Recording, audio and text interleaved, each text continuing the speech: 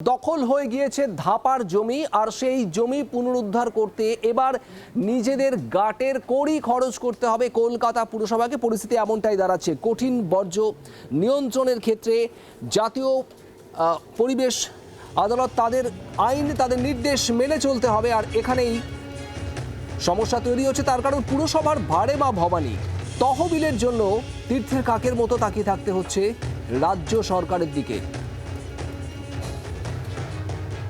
দেবারতী ঘোষ আমাদের প্রতিনিধি রয়েছেন আমাদের সঙ্গে সরাসরি। দেবারতী, ঠিক কি পরিস্থিতি কি জানা যাচ্ছে পুরসভা সূত্রে?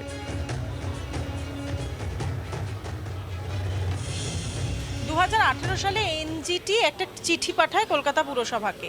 সেই এনজিটির চিঠিতে লেখা ছিল যে সলিড ওয়েস্ট ম্যানেজমেন্ট নিয়ে কলকাতা পুরসভাকে সঠিক একটা পথ নির্বাচন করতে হবে, না হলে তাদের পক্ষে শহরের একদিকে যেমন পরিবেশের পক্ষে বিষয়টা ক্ষতিকর, তেমনি ন্যাশনাল গ্রিন ট্রাইব্যুনাল তাদেরকে ছেড়ে কথা বলবে না।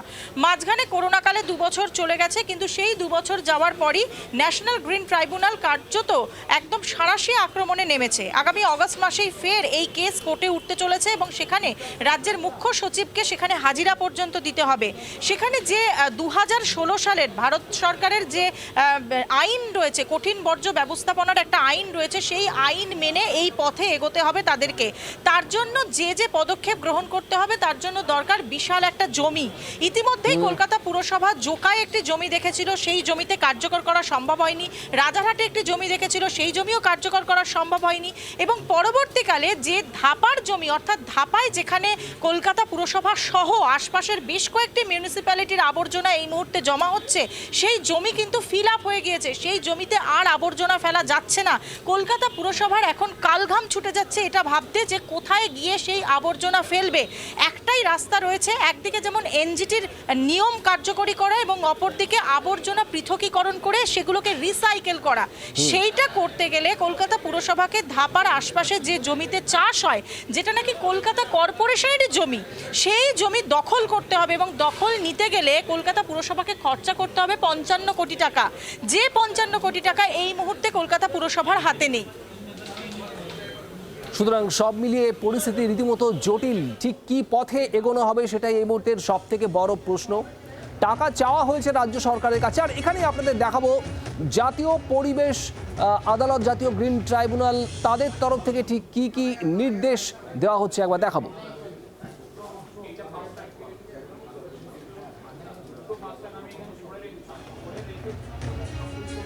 সব ওয়ার্ডে বর্জ্য পৃথকীকরণের ব্যবস্থা, ট্রাইব্যুনালের এমনটাই নির্দেশ দেওয়া হয়েছে কলকাতা পুরসভাকে।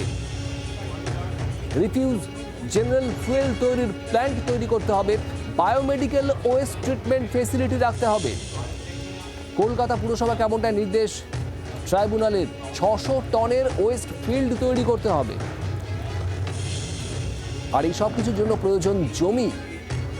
সব ওয়ার্ডে বর্জ্য পৃথকীকরণের ব্যবস্থা করতে হবে, বায়ো সিএনজি প্ল্যান্ট তৈরি করতে হবে। ন্যাশনাল গ্রিন ট্রাইব্যুনালের এমনটাই নির্দেশ কলকাতা পুরসভাকে। কঠিন বর্জ্য নিয়ন্ত্রণের জন্য সেই সমস্ত ব্যবস্থাগুলো করতে হবে, আর তার জন্যই প্রয়োজন জমি। আর এই জমি জোগাড় করতে গেলে প্রায় 55 কোটি টাকা খরচ করতে হবে, এমনটাই হিসেব করা হচ্ছে। আর সেই টাকা নেই এই মুহূর্তে কলকাতা পুরসভার কাছে।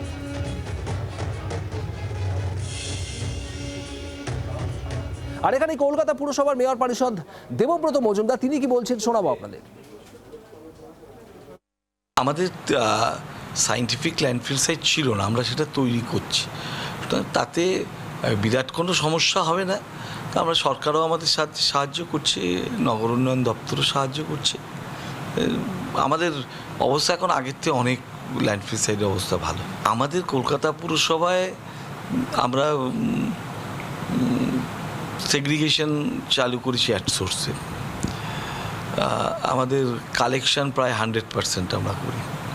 খোলা ভ্যাট আমরা বন্ধ করে দিয়েছি। যেগুলিকে কালেকশন করি সেগুলি বললাম আমরা ধাপাতে অনেক প্রসেসিং প্ল্যান্ট হয়েছে, এবং রাজারহাটে আমরা কনস্ট্রাকশন অ্যান্ড ডিমোলিশন ওয়েস্টেরও প্রসেসিং প্ল্যান্ট তৈরি করছি। তো আমরা চাইছি পুরো ওয়েস্টটাকে সেটাকে রিপ্রসেস করে যাতে কিছু জমা না থাকে তার ব্যবস্থা।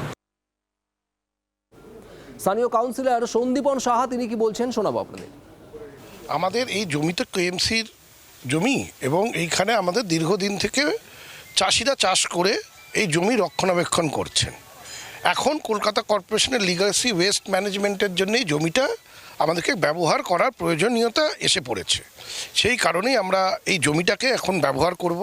তো সেখানে যারা চাষি ছিল তারা দীর্ঘদিন চাষ করছে এবং তারা সেই চাষের উপরে নির্ভরশীল, তাদের জীবিকা নির্ভরশীল।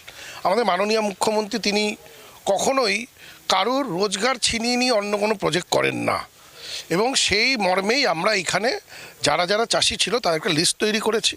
তাদেরকে একটা কম্পেনসেশন দেওয়া হবে, ক্রপ কম্পেনসেশন, যাতে তারা যে চাষ করতে পারবে না সেই ক্ষয়ক্ষতি যাতে তাদের জীবিকার উপরে না পড়ে, তাদের জীবনের উপরে না পড়ে, সেটা ক্রপ কম্পেনসেশন দিয়ে আমরা কালকে থেকেই জমিটাকে ঘেরা শুরু করব। তো আমরা এই লিগাসি ওয়েস্ট ম্যানেজমেন্টের এই প্রজেক্টটা দ্রুততার সাথে আমরা এটাকে ইমপ্লিমেন্ট করার পদক্ষেপ নিচ্ছি।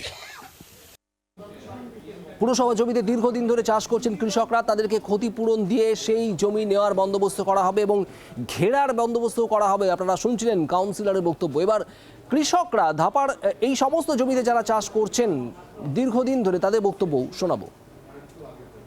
যদি চলে যায় খোঁড়া লোক আমি একে, যদি চলে যায় তা কী করে খাবো বলো? আমাদের বলেছি যে কালকের বিকেলবেলায় এসো, এই সকালে 11টার সময় এসো, আসলে তোমাদের যে কোনো বাবুরা আসবে ওপর থেকে, তোমাদের যা কিছু ব্যবস্থা করে যাবে। বলেছে তোমাদেরকে চেক দেওয়া হবে, এরকম একটা বলেছিল এখানকার লোক, পার্টির লোকরা বলেছে, কিন্তু আজও তো এখন আমাদের দেয়নি।